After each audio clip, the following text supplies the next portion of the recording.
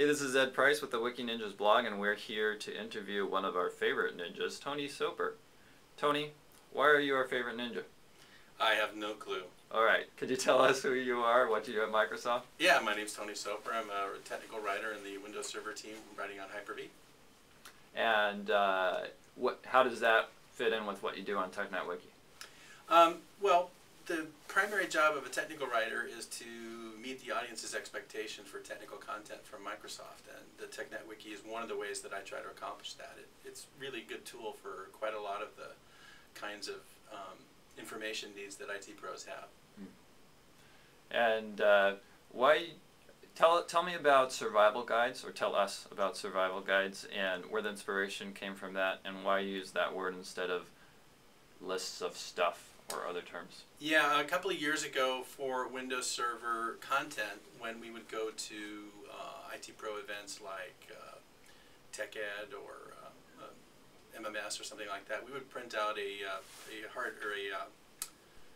laminated sheet of the current URLs that would take you to all the different kinds of content. We call them, or I think of them as silos, where you could find content on Windows Server. And we got great feedback in the booth from participants who'd say, oh, that's great, I have a little sort of cheat sheet now that in one place gives me all the URLs where I can go and find the stuff that I want. I've been wanting something like that, so thanks a lot.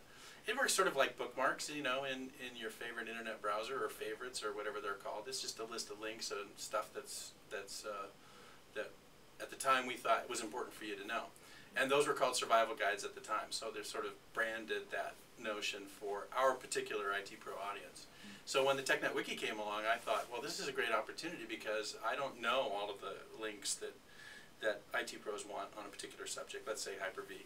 I have an idea of the ones that I know, and I'll share my list, but wouldn't it be great if everybody could add to that list, and we'd have one master list of all the things that people thought were cool to know, or important to know, or new, or whatever their criteria is. So when I started on the TechNet Wiki, I thought, well, let's just call this a survival guide because it's the same familiar name from the hard copy version.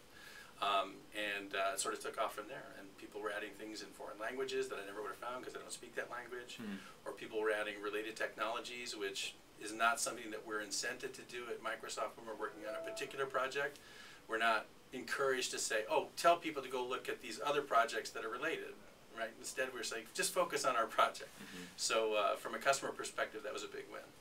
And from a TechNet perspective, I think it's been an illustration of the fact that if it's fairly easy for me as a consumer of the content to take on the role of contributor to the content by adding a piece of knowledge that I know, if that piece of knowledge is fairly simple in terms of a URL, hey, there's a resource related to this topic that's not on the list, I'll add it to the list.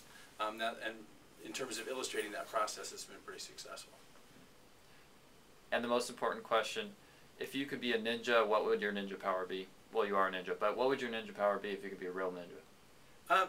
Like real ninjas, the idea of achieving results without apparent effort appeals to me. That's not how I think of a ninjas, but... Well, you know, if you need traditionally, if you need a problem solved and you don't want to be really public about it, you call a ninja. True. Problem gets solved, move on. Thank you, Tony. Thank you, Ed.